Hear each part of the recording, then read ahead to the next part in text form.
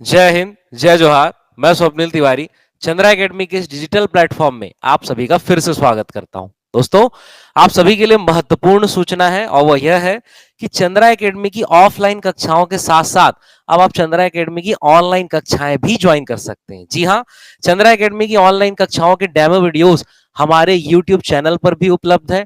Chandra academy का official YouTube channel है Chandra academy the guide. इसके साथ ही आप मेरे channel Chandra academy Swapnil Tiwari Chandra academy पर भी चंद्रा एकेडमी के डेमो वीडियो लेक्चर देख सकते हैं। चंद्रा एकेडमी की ऑनलाइन कक्षाओं को ज्वाइन करने के लिए आप Chandra academy online classes app इस क्यूआर को स्कैन करके भी डाउनलोड कर सकते हैं या नीचे डिस्क्रिप्शन में दिए गए लिंक से भी डाउनलोड कर सकते हैं।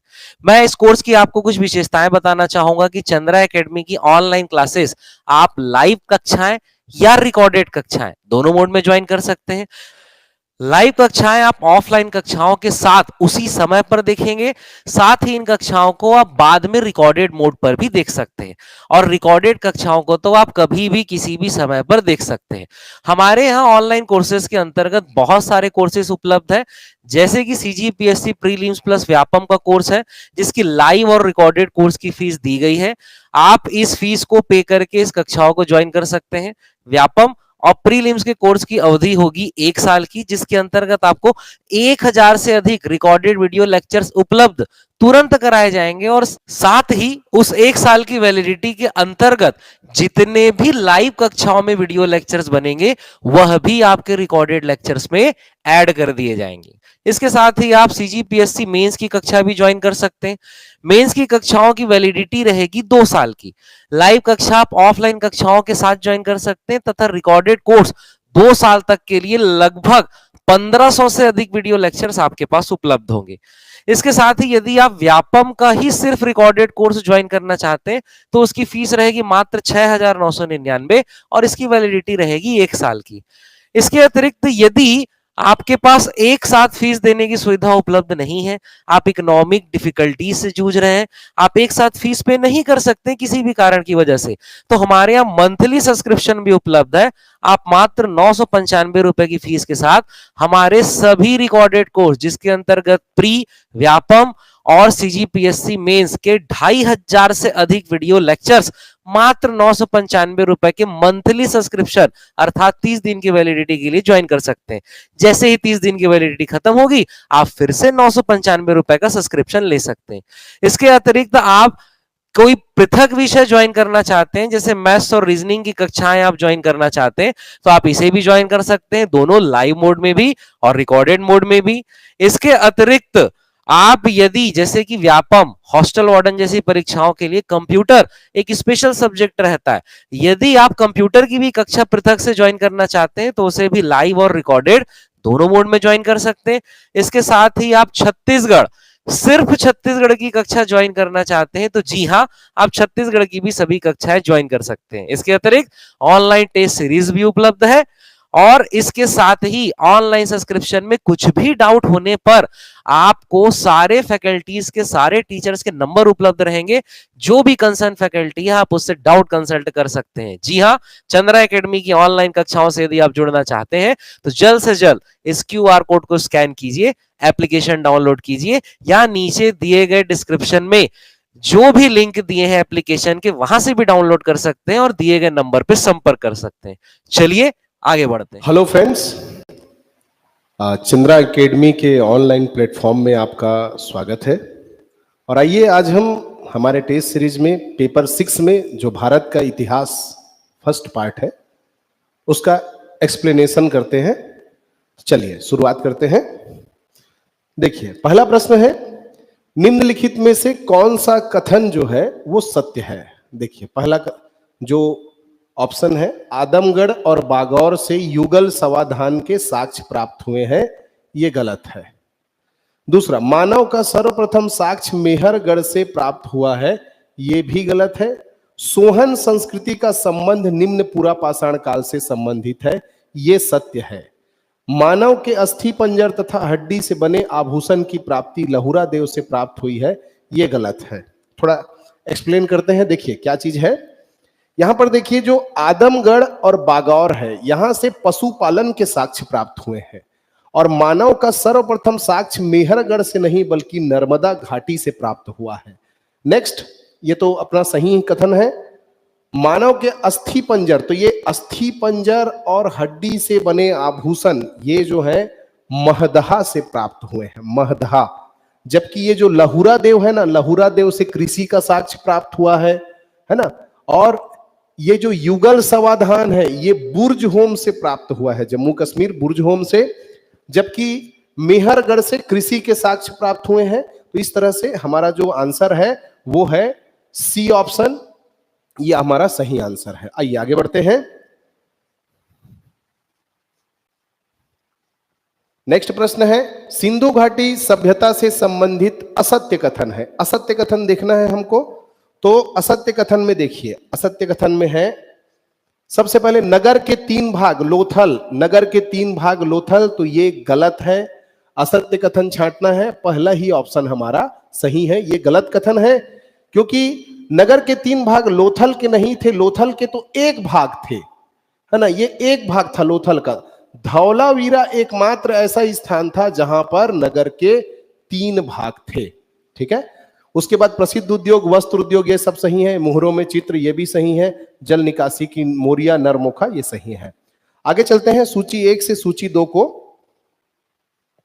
सुमेलित करें। देखिए ये हड़प्पा, ये नदी से संबंधित है। कौन सा, किस नदी के किनारे स्थित है, कौन सा नगर? देखिए हड़प्पा जो है ये रावी नदी के तट पर है। हड़प्पा जो है रावी नदी के तट पर है, कालीबंगा घग्घर नदी के तट पर है, लोथल भोगवा नदी के तट पर है, और रोपड़ जो है सतलज नदी के तट पर है। चलिए आगे चलते हैं। आगे है हमारा प्रश्न क्रमांक 4, ऋग्वेद में शब्दों के प्रयोग के आधार पर, ऋग्वेद में शब्दों के प्रयोग के आधार पर सत्य कथन है। कौन कौन सा सत्य कथन है देखिए। तो इसका आंसर आएगा इंद्र सही है 250 बार, जन सही है 275 बार, अग्नि ये दोनों गलत ऑप्शन है क्योंकि अग्नि जो है वो 200 बार प्रयोग हुआ है ऋग्वेद में और अश्व जो है 215 बार प्रयोग हुआ है। इसके बाद फिर देखिए नेक्स्ट प्रश्न है हमारा, वैदिक काल से संबंधित कथन है। पहला कथन, चावल के लिए व्रीहि किया जाता था, चावल के लिए व्रीहि शब्द का प्रयोग किया जाता था। बिल्कुल सही प्रश्न है। चावल कथन जो है बिल्कुल सही है कि चावल के लिए व्रीहि शब्द का प्रयोग किया जाता था, ये सही कथन है। दूसरा कथन, ऋग्वैदिक काल में लोहे की खोज हो चुकी थी, ये गलत कथन है। ऋग्वैदिक काल में लोहे की खोज नहीं हुई थी बल्कि उत्तर वैदिक काल में लोहे की खोज हुई थी। नेक्स्ट प्रश्न, वैदिक काल के प्रमुख देवता पशुपतिनाथ थे, ये भी गलत है। वैदिक काल में अगर देखते हैं तो इसके प्रमुख देवता वैदिक काल में एक तो इंद्र थे और दूसरा प्रजापति, ठीक है। ये दोनों देवता थे वैदिक काल के देवता, ठीक। तो कौन सा गलत हो जाएगा? हमारा केवल आंसर विकल्प जो है प्रश्न कथन में अगर देखते हैं तो एक सही है, तो इसका आंसर होगा 5वां का केवल ए। चलिए आगे चलते हैं।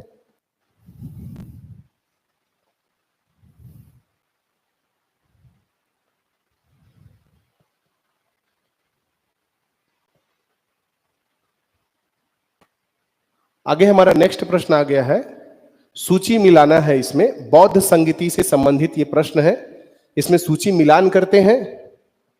देखिए सूची मिलान करते हैं तो पहला, इसका कोड याद रखिएगा, प्रथम द्वितीय RVPK, रवि PK। तो प्रथम राजगृह, राजगृह कहां है? ये राजगृह है। द्वितीय वैशाली, सॉरी वैशाली, ये यहां है।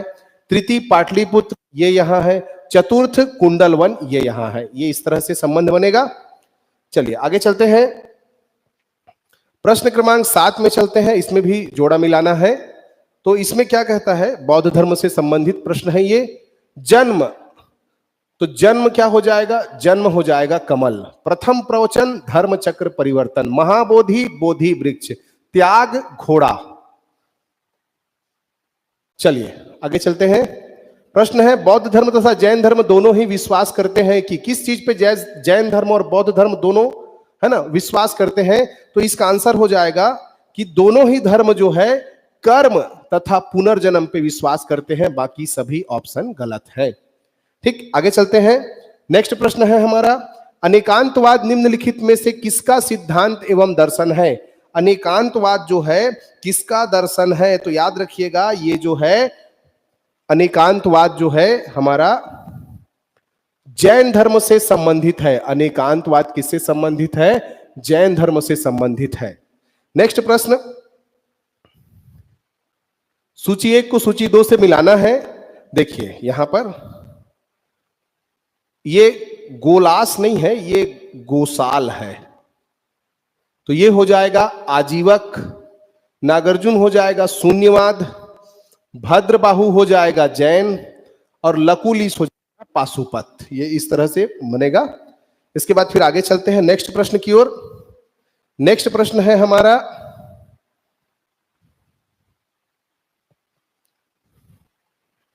निम्नलिखित में से किस शासक को सर्वप्रथम सोने के सिक्के जारी करने का श्रेय दिया जाता है? तो ये जो है आंसर होगा हमारा विम कडफिसेस। ये विम कडफिसेस जो है कुषाण वंश का शासक है। विम कडफिसेस ने सर्वप्रथम सोने के सिक्के जारी किए थे, जबकि सबसे शुद्ध सोने के सिक्के जारी करने का श्रेय भी इसी वंश को जाता है। चलिए, वैशाली में विश्व का पहला गणतंत्र किसके द्वारा स्थापित किया गया है? वैशाली में पहला गणतंत्र लिच्छवी कुल के द्वारा स्थापित किया गया था। इसको ध्यान रखेंगे, लिच्छवियों के द्वारा स्थापित किया गया था। चलिए, निम्नलिखित में से किन किन सिद्धांत का संबंध जैन धर्म से नहीं है? जैन धर्म से नहीं है, इसका मतलब किनका संबंध जो है बौद्ध धर्म से है। तो इसका आंसर हो जाएगा प्रतीत्य समुत्पाद। ये जो है प्रतीत्य समुत्पाद जो है, प्रतीत्य समुत्पाद और अष्टांगिक मार्ग, ये जो है बौद्ध धर्म से संबंधित है। ये दोनों बौद्ध धर्म से संबंधित है। सप्तभंगिनय जैन धर्म से संबंधित है। अनेकांतवाद जैन धर्म से संबंधित है। तो इसका आंसर हो जाएगा 3 और 4, ये आपका आंसर होगा। चलिए आगे बढ़ते हैं।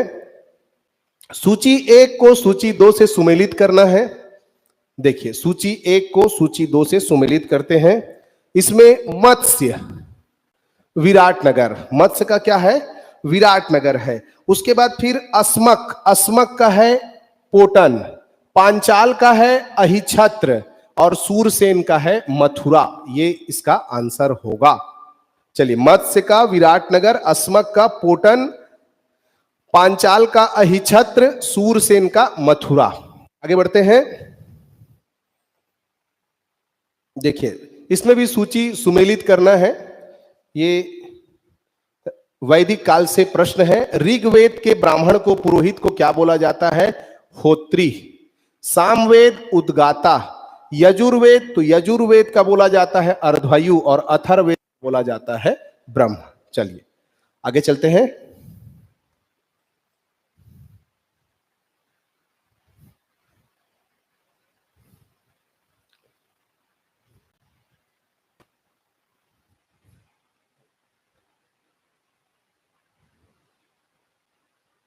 निम्न में से कौन सुमेलित नहीं है? 16 नंबर का प्रश्न है हमारा।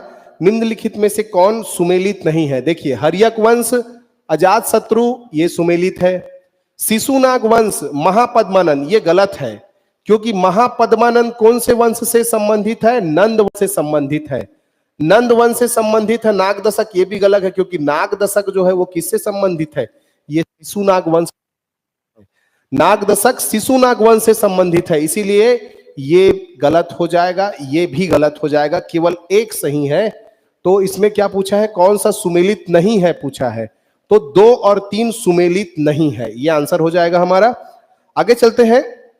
नेक्स्ट प्रश्न है, निम्नलिखित में से किसको जैन धर्मानुसार ज्ञान के 3 स्रोत माना गया है? देखिए, ज्ञान के 3 स्रोत माना गया है। प्रत्यक्ष को माना गया है, अनुमान को माना गया है और तीर्थंकरों के वचन को माना गया है। ठीक है, इसको ध्यान रखेंगे। प्रत्यक्ष को माना गया है, अनुमान को माना गया है, तीर्थंकरों के वचन को माना गया है। जबकि ये तीनों जो आपको दिखाई दे रहे हैं, इनको बोला जाता है त्रिरत्न, रत्न जाता है। ठीक है, ये याद रखेंगे। तो इसका आंसर हो जाएगा 1, 3 और 5। ये आंसर हो जाएगा डी। 17 का आंसर हो जाएगा आपका डी। इसके बाद फिर चलते हैं नेक्स्ट। 18वां नंबर का प्रश्न है हमारे पास। 18वां नंबर का प्रश्न कहता है, निम्न कथनों पर विचार कीजिए। अशोक का नाम मास्की, गुज्जर, नेटूर तथा उदय गोलम अभिलेख में ही मिलता है। ठीक है। जैन अनुश्रुति के अनुसार अशोक ने अपने 99 भाइयों की हत्या की थी। ठीक है, अशोक ने 99 भाइयों की हत्या की थी, लेकिन जैन अनुश्रुति के अनुसार नहीं की थी, सिंहली अनुश्रुति के अनुसार की थी। सिंहली अनुश्रुति के अनुसार था, इसीलिए यह फैक्ट हो जाएगा गलत। 12वां शिलालेख में कलिंग युद्ध का वर्णन है, गलत। 12वां शिलालेख नहीं है, बल्कि 13वां शिलालेख है, यह भी गलत। तो इसमें कौन से कथन सत्य हैं? तो केवल एक सत्य है, याद रखिएगा। 18वां प्रश्न का आंसर हो गया। आगे चलते हैं। 19वां नंबर का है, सूची जोड़ने वाला है। आइए सूची मिलाते हैं। इसमें देखिए सुंग वंश, सुंग वंश का संबंध है अग्निमित्र से। कण्व वंश का संबंध, चलिए, सातवाहन का संबंध है सातकर्णी से। चेदी का संबंध है खारवेल से। तो कण्व का संबंध है भूमि मित्र से। ये इस तरह से इसका आंसर होगा। आगे चलते हैं।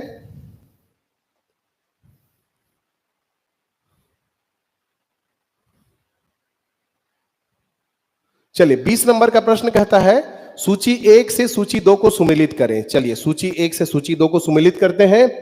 देखिए, बुद्ध चरित अश्वघोष, गाथा सप्तसती, अच्छा इसको देखते हैं, मिलिंद पन्हो नागसेन, स्वप्नवास वदत्ता भास, अब बच गया हाल गाथा सप्तसती। ये इस तरह से ये कनेक्शन बनेगा। इसके बाद फिर आगे चलते हैं। नेक्स्ट है अपना पशुपति की मुहर के संबंध में निम्न कथनों पर विचार करें। पशुपति के मुहर के संबंध में निम्न कथनों पर विचार करेंगे। 21वां नंबर का हमारा प्रश्न है। 21वां नंबर का हमारा प्रश्न कहता है, पहला, पशुपति वाली मुहर मोहनजोदड़ो से प्राप्त हुई है, सही। पशुपति के रूप में संदर्भित आकृति में, ये में है, 3 सींगों वाला मुकुट पहना हुआ है, बिल्कुल पहना हुआ है। आकृति की बाईं ओर हाथी और बाघ है, जबकि दाईं ओर गैंडा और भैंस दिखाई देते हैं, बिल्कुल दिखाई देते हैं। आकृति के आसन के नीचे 2 हिरण दर्शाए गए हैं, बिल्कुल दर्शाए गए हैं। ये सभी के सभी फैक्ट जो है सही है। चलिए अगले प्रश्न की ओर चलते हैं। अगला प्रश्न है हमारा, ओडिशा राज्य की प्रसिद्ध गुफाओं से संबंधित निम्न कथनों पर कौन सा कथन असत्य है? असत्य कथन की ओर चलते हैं। कौन सा कथन असत्य है? बोलता है, पहला, उदयगिरी की गुफा कलिंग राजा खारवेल के कार्यकाल में है, बिल्कुल खारवेल से संबंधित है। उदयगिरी की गुफाएं हाथी गुफा अभिलेख के लिए प्रसिद्ध है, जिसे ब्राह्मी लिपि में उत्कर्णित किया गया है। यह कथन भी सही है, यह भी सही है। उदयगिरी की गुफाएं 2 मंजिला है, जिसे रानी गुफा भी कहा जाता है, यह कथन भी सही है।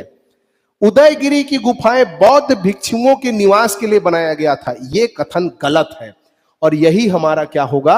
आंसर होगा। हमारा आंसर क्या होगा? उदयगिरी की गुफाएं बौद्ध भिक्षुओं के लिए नहीं, बल्कि जैन भिक्षुओं के निवास के लिए था। क्यों? क्योंकि ये जो खारवेल है ये जैन धर्म से संबंधित था, ये जैन भिक्षुओं के लिए निवास के लिए बनाया गया था। यही कथन गलत है, यही हमारा आंसर होगा। 22 नंबर का प्रश्न के बाद अब 23 नंबर की ओर बढ़ते हैं। चलिए, निम्न कथनों पर विचार कीजिए। चीनी यात्री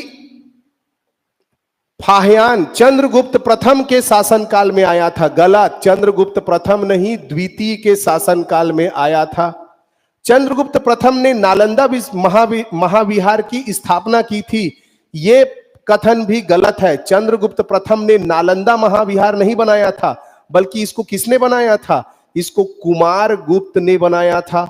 ठीक। प्रसिद्ध बौद्ध भिक्षु वसुबंधु को समुद्रगुप्त ने संरक्षण दिया था, यह सही है। तो इसका आंसर होगा केवल और केवल कौन सा कथन सही है? तीसरे नंबर का कथन सही है। चलिए,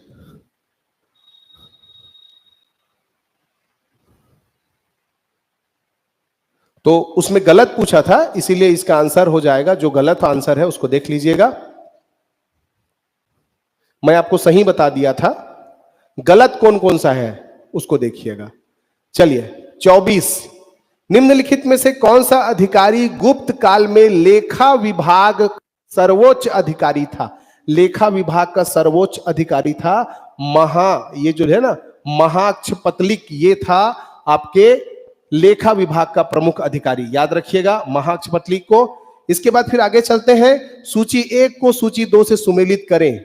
अजमेर कौन सा वंश किसको स्थापित किया है, कौन से नगर को? देखिए अजमेर ये संबंधित है चौहान वंश से, जेजाग भुक्ति ये संबंधित है चंदेल वंश से, है ना। मालवा, तो मालवा संबंधित है परमार से, कन्नौज संबंधित है गढ़वाल वंश से। तो ये इस तरह से इसका आंसर बन जाएगा। चलिए आगे चलते हैं नेक्स्ट प्रश्न की ओर।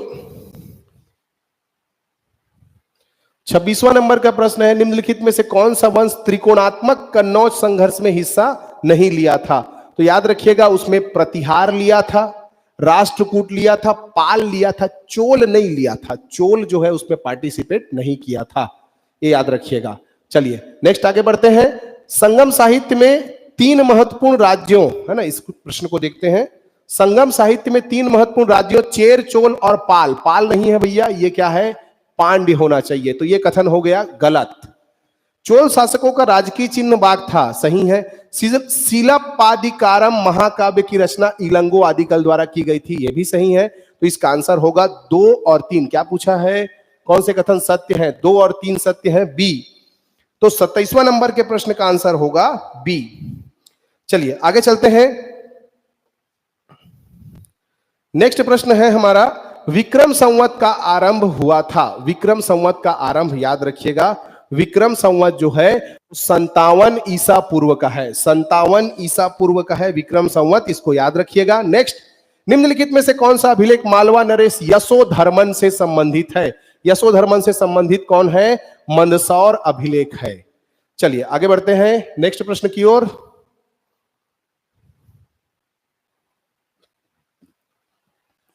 कायथा संस्कृति, है ना, कायथा संस्कृति से संबंधित, देखिए कायथा संस्कृति से संबंधित, है ना, ये जो है कायथा,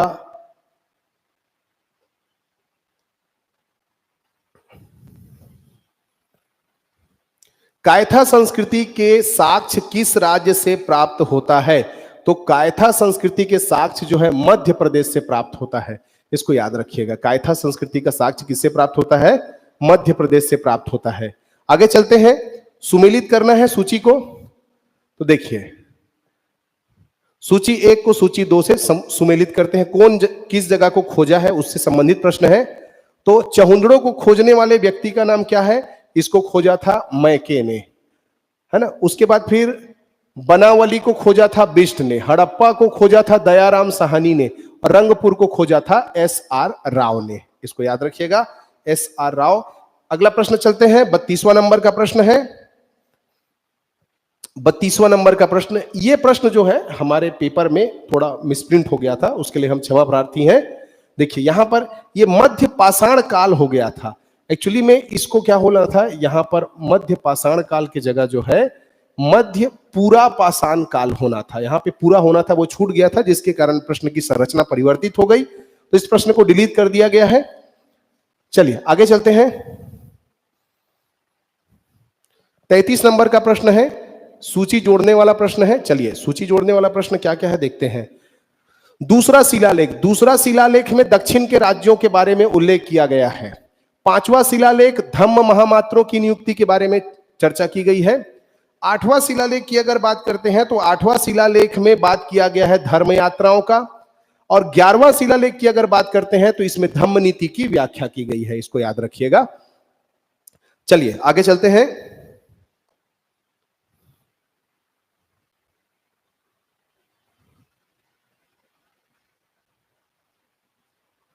चौंतीसवां नंबर का प्रश्न है, निम्नलिखित में से कौन मौर्य प्रशासन में शराब व मदिरा विभाग का अध्यक्ष था? तो इसका आंसर होगा सुराध्यक्ष। सरल सा प्रश्न है, सुरा का संबंध शराब से है। नेक्स्ट प्रश्न, निम्नलिखित में से कौन सा कथन हाथी गुफा अभिलेख के संबंध में सत्य है? पहला प्रश्न, कलिंग नरेश खारवेल ने मगध पर आक्रमण कर पुष्यमित्र शुंग को पराजित किया, तो पहला इसमें सही है। दूसरा प्रश्न देखते हैं। दूसरा प्रश्न कहता है कि कलिंग नरेश खारवेल की जानकारी हाथी गुफा अभिलेख में है, ये दोनों ही कथन जो है सही है, इसीलिए इसका आंसर होगा, क्या पूछा है, सत्य है पूछा है, 1 और 2 हो जाएगा इसका आंसर। चलिए आगे चलते हैं। 36 नंबर का, कौटिल्य के अर्थशास्त्र के अनुसार मौर्यकालीन न्याय व्यवस्था में निम्नलिखित न्यायालय अस्तित्व में थे। दो न्यायालय अस्तित्व में थे, कौन कौन सा? एक तो धर्मस्थयी है और दूसरा कंटक शोधन है। वो दोनों नहीं है, धर्मस्थयी और कंटक शोधन, ये इसका आंसर होगा। आगे चलते हैं, निम्न में से किस राजा की जानकारी अयोध्या अभिलेख में मिलती है? बहुत बढ़िया प्रश्न है, इसको याद रखिएगा। निम्नलिखित में से किस राजा की जानकारी जो है अयोध्या अभिलेख में मिलती है? तो वो कौन है? वो है पुष्यमित्र शुंग, याद रखिएगा इसको। नेक्स्ट प्रश्न चलते हैं। नेक्स्ट प्रश्न है हमारा, निम्नलिखित कथनों पर विचार कीजिए। आइए विचार करते हैं। शकों पर विजय के उपरांत चंद्रगुप्त द्वितीय ने विक्रमादित्य की उपाधि धारण की थी। शकों पर विजय के उपरांत चंद्रगुप्त द्वितीय ने विक्रमादित्य की उपाधि धारण की थी, सही है। भीतरी स्तंभलेख के अनुसार प्रथम हुण आक्रमण स्कंदगुप्त के समय में हुआ था, यह भी सही है। इसका आंसर हो जाएगा 1 और 2 दोनों सही है। प्रश्न क्रमांक 38 का आंसर हो जाएगा 1 और 2 दोनों सही है। सॉरी, इसमें असत्य कथन को चुनना है, सॉरी असत्य कथन को चुनना है, ये असत्य कथन है, तो यहां पर एक आंसर है, सभी कथन सत्य है, ये आंसर होगा। चलिए आगे चलते हैं। प्रश्न है, गुप्त काल में अपहृत शब्द जो है वो किसके लिए इस्तेमाल किया जाता था? गुप्त काल में अपहृत शब्द किसके लिए इस्तेमाल किया जाता था? तो इसका आंसर हो जाएगा बिना जोती गई जंगली भूमि, है ना। बिना जोती गई जंगली भूमि, ये अपहृत शब्द है। आगे चलते हैं। निम्नलिखित में से किस शासक ने विक्रमशिला विश्वविद्यालय का निर्माण करवाया? तो वो है धर्मपाल, इसको याद रखिएगा। आगे चलते हैं नेक्स्ट प्रश्न की ओर।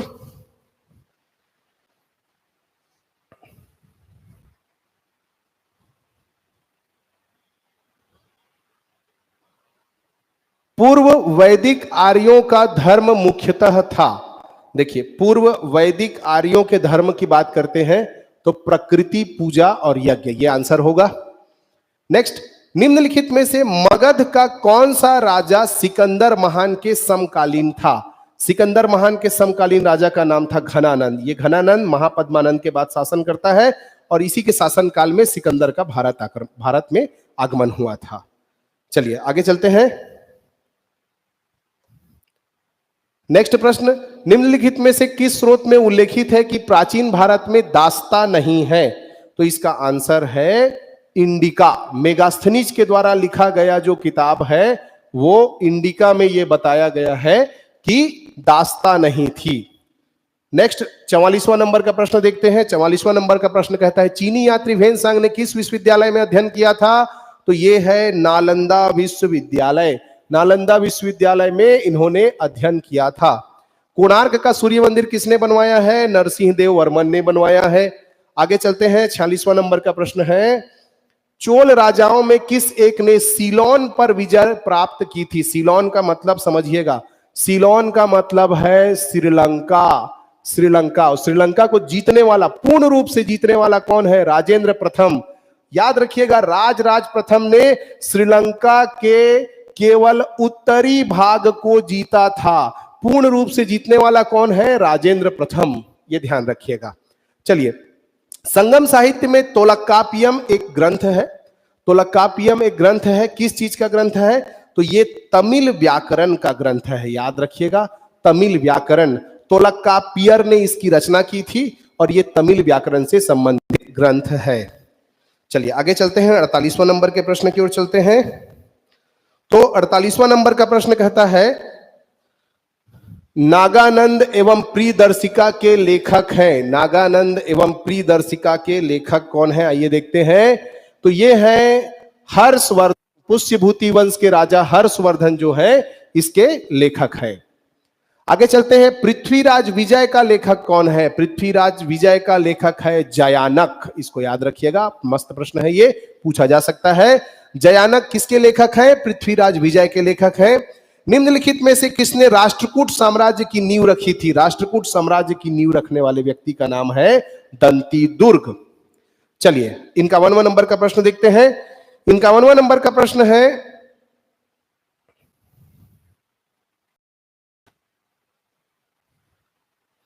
ये सुमेलित करना है, आइए सुमेलित करते हैं। देखिए इसमें सभी जिस तरह से है, जैसे सूरत की संधि, सॉरी सूरत की संधि जो है वो 1775, पुरंदर की संधि 1776, पुरंदर की दो संधि होती है ना, पुरंदर की दो संधि होती है, एक संधि होती है 1765 में और दूसरी संधि होती है 1776 में। बड़गांव की संधि है 1779, सालबाई की संधि है 1782। ये सेम टू सेम है जैसे है। चलिए आगे अगले प्रश्न की ओर चलते हैं। भारत का बादशाह उस समय कौन था जब ब्रिटेन में ईस्ट इंडिया कंपनी की स्थापना हुई थी? तो देखिए ब्रिटेन में लगभग 1600 इंडिया कंपनी की स्थापना हुई थी, 1600 में ईस्ट इंडिया कंपनी की स्थापना हुई थी। और उस समय कौन था शासक? अकबर था। याद रखिएगा इसका आंसर होगा अकबर, सी। 52 का आंसर हो जाएगा सी। चलिए आगे प्रश्न चलते हैं। कश्मीर का अकबर किसे कहा जाता है? कश्मीर का अकबर, तो इसका आंसर है सुल्तान जैनुल ओबेदीन को कहा जाता है। कश्मीर का अकबर सुल्तान जैनुल ओबेदीन। आगे चलते हैं। निम्नलिखित युद्ध भूमियों को, है ना, युद्ध भूमि कौन कौन से राज्य में स्थित है उनसे सुमेलित करना है। आइए देखते हैं युद्ध भूमि को। तो हल्दी घाटी कहां है? हल्दी घाटी है राजस्थान में। पानीपत कहां है? हरियाणा में है। बक्सर कहां है? बिहार में है। प्लासी कहां है? पश्चिम बंगाल में है। चलिए आगे चलते हैं।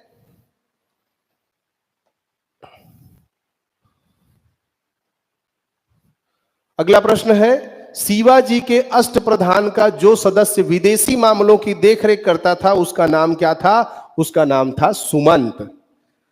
मुगल प्रशासन में जिले को किस नाम से जाना जाता था? जिले को सरकार के नाम से जाना जाता था। मुगल प्रशासन में जिले को सरकार के नाम से जाना जाता था।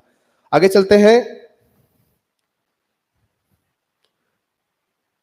देखिए यहां पर इसको मैच करना है। पानीपत की द्वितीय लड़ाई किसके बीच हुई थी? पानीपत की द्वितीय लड़ाई हुई थी अकबर और हेमू के बीच में।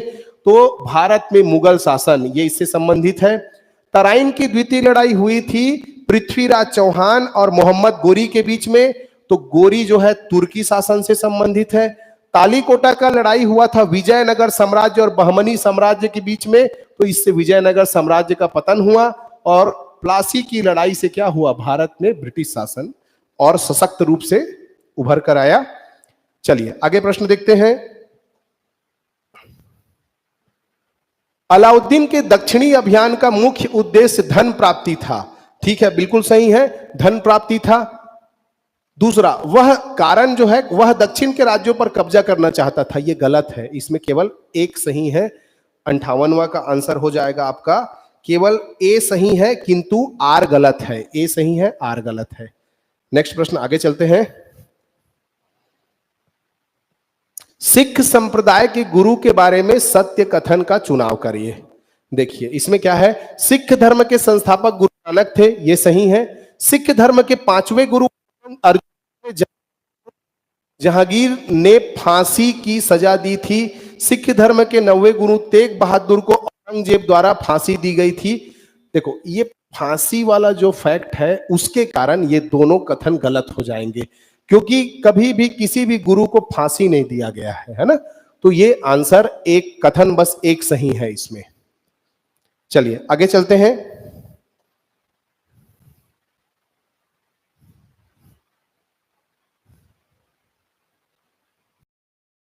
साठ नंबर का प्रश्न है हमारा। चलिए 60 नंबर के प्रश्न को देखते हैं। 60 नंबर का प्रश्न क्या कहता है, कौन कौन से कंपनी ने कहां कहां पर अपना स्थापना किया था? केंद्र जो है व्यापारिक कोठा। तो पुर्तगाली ईस्ट इंडिया कंपनी गोवा, क्योंकि में पुर्तगाल का प्रभाव आज भी दिखाई देता है। British East India Company Calcutta, Dutch East India Company Negapatam और French East India Company Pondicherry. तो ये इसका बिल्कुल लाइन से सही है, 1 2 3 4 सही है ये। 60 के बाद 61 नंबर का प्रश्न देखते हैं। 61 नंबर का प्रश्न क्या कहता है, निम्नलिखित युग्मों में से कौन सा सही सुमेलित है? चलिए इसको देखते हैं, कौन सा सही सुमेलित है। पहला, दीवान ए बंदगान, यही बस सही सुमेलित है। लिखा हुआ है, ये है फिरोज शाह तुगलक, फिरोज तुगलक का है। दीवान ए मुस्तखराज की अगर बात करते हैं तो दीवान ए मुस्तखराज जो है ये अलाउद्दीन खिलजी का है, अलाउद्दीन खिलजी का है, मतलब ये हो जाएगा हमारा गलत। दीवाने को ही, तो ये किसका है? ये अलाउद्दीन खिलजी का नहीं है, ये किसका है? मोहम्मद बिन तुगलक का है। दीवाने अर्ज किसका है? ये गलत हो गया। दीवाने अर्ज किसका है? मोहम्मद तुगलक, गलत। ये है गयासुद्दीन बलबन का है, गयासुद्दीन बलबन का है दीवाने अर्ज। ये तीनों गलत हो जाएगा। दीवाने बंदगान फिरोज शाह तुगलक का है, ये सही हो जाएगा। चलिए आगे चलते हैं। दिल्ली सल्तनत के किस वंश ने सबसे कम समय तक शासन किया? सबसे कम समय तक शासन करने वाला कौन सा वंश है? तो ये है खिलजी वंश है, याद रखिएगा, खिलजी वंश है। खिलजी वंश ने सबसे कम 30 साल तक शासन किया था। इसने 30 साल शासन किया, इसने 77 साल शासन किया, है ना। ऊपर वाला जो है ये 94 साल तक शासन किया है, और सैयद वंश ने 37 साल तक शासन किया था। तो आप देख लीजिए सबसे कम शासन करने वाला कौन सा है ना, खिलजी वंश है। और सबसे ज्यादा समय तक शासन करने वाला कौन सा है? तुगलक वंश है, 94। इन चारों ऑप्शन में अगर देखते हैं तो। चलिए आगे चलते हैं। चंगेज खां का मूल नाम क्या है? तेमचुन, है ना। चंगेज खां कौन था? चंगेज खां मंगोल आक्रमणकारी था, है ना, जिसका मूल नाम था तेमचुन। आगे चलते हैं। किला ए कुहना मस्जिद का निर्माण किसने किया था? किला ए कुहना मस्जिद का निर्माण जो है शेर शाह सूरी ने किया था। किला ए कुहना, शेर शाह सूरी। 64 का आंसर होगा डी। चलिए आगे चलते हैं। किसके शासन काल में डीमेकस नामक यात्री भारत आया था? वो है बिंदुसार। बिंदुसार कौन से वंश का शासन है? शासक है, मौर्य वंश का शासक है। चलिए आगे चलते हैं। किस शासक द्वारा एक चालीसा दल का गठन किया गया था? तो इसका आंसर है इल्तुतमिश। याद रखिएगा, तुर्कान ए चिहालगामी जिसको बोलते हैं, इल्तुतमिश के द्वारा वो बनाया गया था, अमीर लोगों के दमन करने के लिए। चलिए आगे चलते हैं।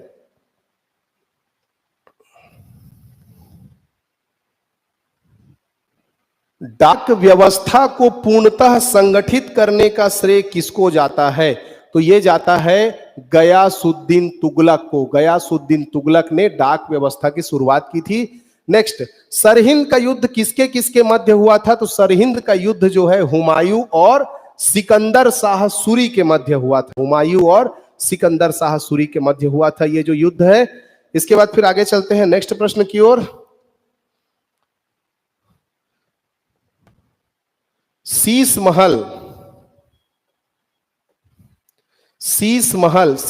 चलिए कौन कौन क्या क्या बनवाया है उसको देखते हैं। बीबी का मकबरा औरंगजेब, काबुली मस्जिद बाबर, पंचमहल बनाया अकबर, शीश महल बनाया शाहजहां। ये इस तरह से आंसर हो जाएगा इसका।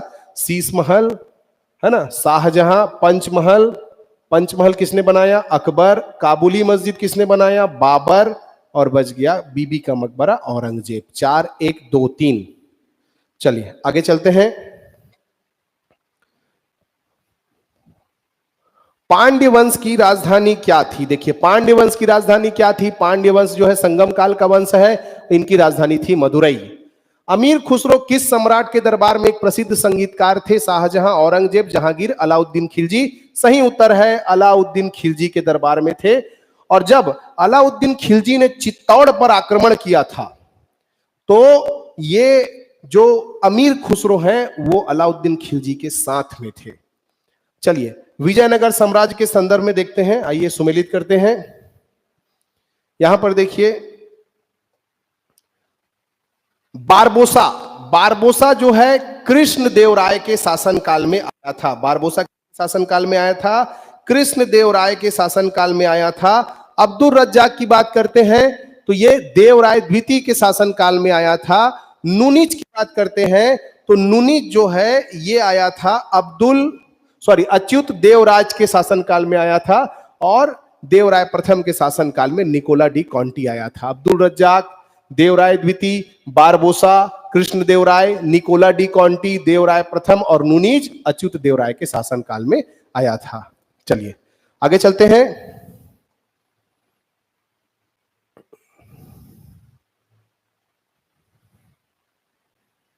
संगम काल को तमिल भाषा का स्वर्ण युग माना जाता है क्योंकि इस काल में कई शास्त्रीय तमिल क्या लिखी गई है ना। तो इसका बहुत सुंदर सा आंसर है, बहुत सुंदर सा प्रश्न है, कविताएं, तमिल कविताओं के कारण ये जो संगम काल है वो फेमस हुआ था। नेक्स्ट प्रश्न चलते हैं। सूची मिलाना है, कौन शासक किस वंश से संबंधित है, आइए मिलाते हैं। पल्लव गुज्जर प्रतिहार वंश से संबंधित है हरिश्चंद्र, पल्लव वंश से संबंधित है सिंह विष्णु, चालुक्य वंश से संबंधित है पुलकेशी द्वितीय और राष्ट्रकूट वंश से संबंधित है दंती दुर्ग। ठीक है, चलिए आगे चलते हैं। ताज उल मासिर की रचना किसके द्वारा लिखी गई है? ताज उल मासिर की रचना तो ये लिखी गई है, ये लिखी गई है हसन निजामी के द्वारा। ये किसके द्वारा लिखी गई है? हसन निजामी। ताजुल मासिर कौन लिखा है? हसन निजामी। चलिए आगे चलते हैं। अकबर के प्रमुख कार्य व स्थापना वर्ष को सुमेलित कीजिए। चलिए अकबर के प्रमुख कार्य को सुमेलित करते हैं। पहला, तीर्थ यात्रा कर की समाप्ति, 30 से तीर्थ यात्रा, 30 से 63। इसके जस्ट बाद वो जजिया कर को समाप्त करता है, 64। फिर 82 में दीन इलाही की स्थापना करता है और मजहर की घोषणा करता है 1579 में। तो क्या हो जाएगा, है ना, ए का हो जाएगा आपका 3, बी का हो जाएगा आपका 4, सी का हो जाएगा आपका 2 और ये हो जाएगा 1, डी का 1। ये याद रखिएगा। चलिए आगे चलते हैं। नेक्स्ट प्रश्न है,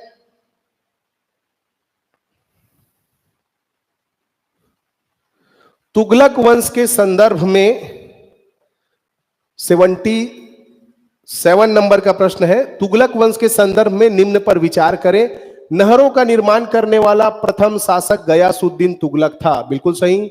सर्वप्रथम अकाल संहिता का निर्माण मोहम्मद बिन तुगलक के शासनकाल में हुआ, बिल्कुल सही।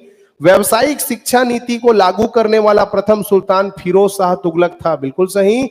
इसमें सभी कथन सत्य हैं। 77 नंबर के प्रश्न में सभी कथन सत्य हैं। चलिए आगे चलते हैं।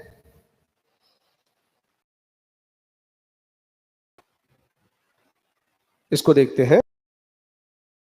नियंत्रण विभाग दीवाने रियासत जो अलाउद्दीन शुरू किया गया था। उसके बाद फिर राजस्व विभाग का संबंध है दीवान ए मुस्तख राज से, दीवान ए मुस्तख राज से संबंधित है। उसके बाद धार्मिक विभाग जो है, धार्मिक विभाग का संबंध है दीवान ए रिसालत से और लेखा परीक्षा विभाग का संबंध है दीवान ए इसरफ से। बाजार नियंत्रण दीवान ए रियासत, राजस्व विभाग दीवान ए मुस्तख राज और धार्मिक विभाग दीवान ए रिसालत और लेखा परीक्षा विभाग जो है दीवान ए इसरफ। चलिए आगे चलते हैं नेक्स्ट प्रश्न की ओर। आधुनिक उर्दू का जन्मदाता, आधुनिक उर्दू का जन्मदाता किसे माना जाता है? आइए देखते हैं। आधुनिक उर्दू का जन्मदाता ये है मोहम्मद कुली। इसका आंसर है मोहम्मद कुली। आधुनिक उर्दू का जन्मदाता कौन? मोहम्मद कुली। सल्तनत कालीन प्रमुख करों में संबंधित निम्नलिखित में से कौन सा कथन असत्य है? आइए देखते हैं कौन सा कथन असत्य है। तो इसमें देखिए, जजिया, जजिया जो है गैर मुसलमानों से लिया जाता था। जजिया गैर मुसलमानों से लिया जाता, सही। जकात मुसलमानों द्वारा लिया जाने वाला धार्मिक कर, सही। उस्र मुस्लिमों से सिंचाई व्यवस्था पर आधारित भूमि कर, सही। खराज मुसलमानों से लिया जाने वाला भू राजस्व कर, तो ये जो है गलत है। ये कृषि भूमि कर था। ये क्या कर था? कृषि भूमि कर। ठीक, ये आंसर यही गलत है, ये फैक्ट, यही आंसर होगा हमारा। नेक्स्ट चलिए आगे चलते हैं। सूफी सिलसिला से संबंधित प्रश्न है। देखिए, सुहारावर्दी की अगर बात करते हैं तो सुहारावर्दी जो है बहाउद्दीन जकारिया, सुहारावर्दी किससे संबंधित है? बहाउद्दीन जकारिया। कादरी जो है ये जिलानी से संबंधित है। कादरी किससे संबंधित है? जिलानी से संबंधित है। उसके बाद नक्शबंदी की अगर बात करते हैं तो नक्शबंदी जो है, नक्शबंदी देखिए किससे संबंधित है? ये बाकी बिल्ला से संबंधित है। सुहारावर्दी, बहाउद्दीन जकारिया। कादरी, जिलानी। फिरदौसी, फिरदौसी का शेख बहरुद्दीन समरकंदी।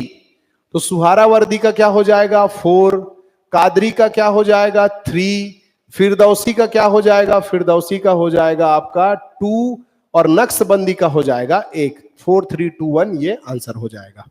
चलिए आगे चलते हैं।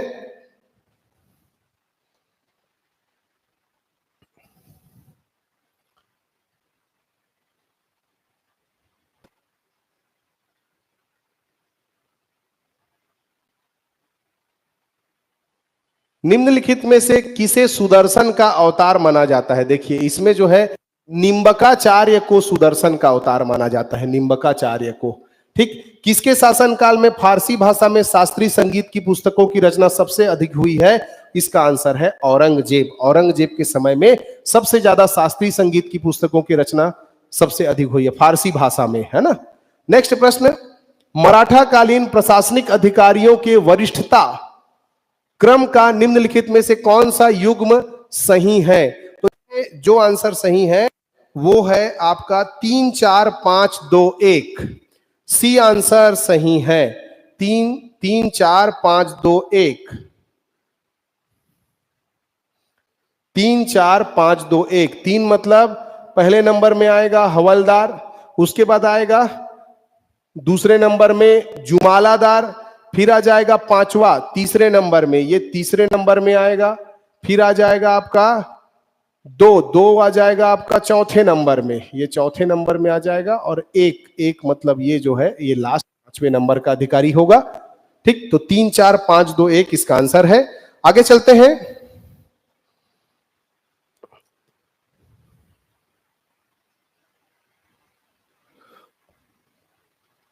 विजयनगर साम्राज्य में ग्रामीण शासकीय इकाई पर शासन करने के लिए 12 व्यक्तियों की नियुक्ति किया गया, जिसे कहा जाता था आयंगर, कहा जाता था आयंगर। ये आंसर होगा आयंगर, ठीक है। आयंगर आंसर होगा आयंगर। इसके बाद फिर आगे चलते हैं। आगे क्या कहता है कि पर्दा शासन के लिए जिम्मेदार अतका खेल या हरम दल की सर्वप्रथम सदस्या कौन थी? तो इसकी सदस्या थी महामंगा, याद रखिएगा महामंगा, ये आंसर होगा। नेक्स्ट प्रश्न 87 नंबर का प्रश्न है हमारा, सुमेलित कीजिए। तो इसमें तीनों सुमेलित है, तीनों जो कथन है वो सुमेलित है। मानबाई, शाह बेगम, जगत गोसाई, जोधाबाई, मेहरून निसा, नूरजहां, ये तीनों ही सही है, ठीक है। तो इसके बाद फिर आगे चलते हैं। औरंगजेब ने दक्षिण में जिन 2 राज्यों को विजित किया था वो कौन है? बीजापुर और गोलकुंडा है, याद रखिएगा, बीजापुर और गोलकुंडा। बीजापुर और गोलकुंडा को जीता था किसने? औरंगजेब ने, ठीक। नेक्स्ट प्रश्न, निम्नलिखित में से कौन सी आत्मकथा है? कौन सी आत्मकथा है? तुजुक ए बाबरी जो है ये आत्मकथा है, किसकी आत्मकथा है? बाबर की आत्मकथा है, ठीक है। आगे चलते हैं। 90 नंबर का प्रश्न हमारा क्या कहता है? 90 नंबर का प्रश्न कहता है किस वंश ने एलोरा के कैलाश मंदिर का निर्माण करवाया था? तो ये है राष्ट्रकूट वंश ने। कौन से वंश ने? राष्ट्रकूट वंश ने, राष्ट्रकूट वंश ने, राष्ट्रकूट वंश ने कैलाश मंदिर का निर्माण करवाया था। नेक्स्ट प्रश्न देखते हैं। देखिए, खजुराहो का कंदरिया महादेव मंदिर किसने बनवाया था? तो बड़ा सरल सा इसका आंसर है, चंदेल वंश ने इस मंदिर का निर्माण करवाया था। नेक्स्ट, सिमुक निम्नलिखित में से किसका संस्थापक है? सिमुक जो है ये सातवाहन वंश का संस्थापक है। निम्न में से अष्टांग योग के बहिरंग कौन कौन से हैं? देखिए 8 योग होते हैं, है ना। 8 योग में कौन कौन से बहिरंग हैं? तो एक बहिरंग होता है और 3 होता है अंतरंग। 3 अंतरंग कौन कौन सा है उसको याद रखिएगा, ध्यान, समाधि और धारणा, ये तीनों अंतरंग हैं। तो बहिरंग कौन कौन से हुए? तो समाधि तो होगा नहीं, धारणा तो होगा नहीं, तो आंसर क्या हो जाएगा? आंसर हो जाएगा यम आसन प्रत्याहार। ये आंसर होगा 1 2 4। 93 का आंसर होगा 1 2 4। चलिए आगे चलते हैं। 94 नंबर का प्रश्न क्या कहता है, देखिए 94 नंबर का प्रश्न कहता है सत्य कथन देखना है। सांख्य का अर्थ सत्य ज्ञान का दर्शन है। बिल्कुल सही, ये सही है। सांख्य अनेकवादी आध्यात्मिक एवं निर्विवाद द्वैत है। दूसरे नंबर का अगर कथन देखते हैं तो ये भी सही है। सत्य ज्ञान पुरुष का प्रकृति से संयोग का ज्ञान है, ये गलत है। शंकराचार्य ने सांख्य को वेदांत का मुख्य विपक्षी कहा है, ये सही है। सांख्य योग के विचार को प्रकृति आरंभवाद कहा जाता है, ये गलत है। तो इसका आंसर हो जाएगा 1 2 4। 1 2 4 ये आंसर है इसका सी। तो 94 नंबर के प्रश्न का आंसर है सी। चलिए आगे चलते हैं। नेक्स्ट प्रश्न 95 नंबर का हमारा प्रश्न है, प्राचीन भारतीय दर्शन के संदर्भ में निम्नलिखित कथनों पर विचार करें। सांख्य को सबसे पुराना दार्शनिक मत माना गया है, सही है। अद्वैत वेदांत का आधार सांख्य विचारधारा से है, बिल्कुल सही है। सांख्य अनंत संख्या में समान लेकिन अलग अलग पुरुषों के अस्तित्व को मानता है, जिनमें से कोई भी अन्य से श्रेष्ठ नहीं है, ये भी सही है। 1 2 3 ये सभी कथन जो है वो सत्य है। चलिए अगला प्रश्न देखते हैं। 96 नंबर का प्रश्न हमारा कहता है कि पूर्व मीमांसा प्रणाली की खोज वेद व्यास के शिष्य ऋषि जैमिनी ने की थी। ऋषि जैमिनी ने की थी, सत्य है। पूर्व मीमांसा का मुख्य उद्देश्य वेदों की व्याख्या और उसकी प्रामाणिकता स्थापित करना है, यह भी सही है। दोनों 1 और 2 दोनों सही है इसमें, ठीक है। इसका आंसर होगा सी। 96 का आंसर हो जाएगा सी। अब चलते हैं 97 नंबर के प्रश्न की ओर। 97 नंबर का प्रश्न कहता है, भारतीय दर्शन की किस प्रणाली में चार्वाक, आजीविक, जैन और बौद्ध धर्म की विचारधाराओं का वर्णन है? तो इसमें हो जाएगा आपका गैर रूढ़िवादी प्रणाली, बी। 97 का आंसर हो जाएगा आपका बी। 97 का आंसर है बी, गैर रूढ़िवादी प्रणाली, याद रखिएगा। 98 नंबर का प्रश्न क्या कहता है, ये देखते हैं। निम्नलिखित में से कौन सा सही कालानुक्रम है? सही कालानुक्रम कौन सा है? 98 नंबर का प्रश्न कहता है, तो देखिए शंकराचार्य, तो पहले नंबर में आते हैं शंकराचार्य। उसके बाद शंकराचार्य के बाद कौन आते हैं? रामानुज और चैतन्य। शंकराचार्य के बाद रामानुज, रामानुज के बाद चैतन्य। यही आंसर सही है, ठीक है। सही कालानुक्रम यही है, पहले नंबर का ऑप्शन। फिर चलते हैं 99 नंबर का प्रश्न क्या कहता है। 99 नंबर का प्रश्न कहता है, चलिए इसमें देखते हैं, डॉक्टर भीमराव अंबेडकर। चलिए सबसे पहले तो देखते हैं डॉक्टर भीमराव अंबेडकर, सामाजिक चिंतन, बिल्कुल सही जोड़ा है ये। पंडित दीनदयाल उपाध्याय, एकात्म मानववाद, ये भी सही है। स्वामी विवेकानंद, प्रैक्टिकल वेदांत, व्यवहारिक वेदांत, वे भी सही है। गुरु नानक, सर्वांगीण योग, ये गलत है। सर्वांगीण योग गुरु नानक जी का नहीं बल्कि किसका है? पतंजलि का है ना, ये ध्यान रखेंगे। नेक्स्ट, सत्क्षितिवाद संबंधित है।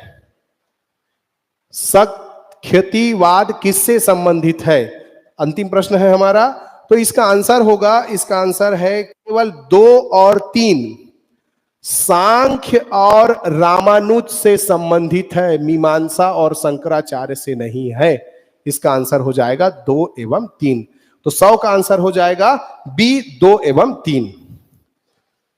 चलिए फ्रेंड, ये एक्सप्लेनेशन हुआ भारत के इतिहास पार्ट 1 का।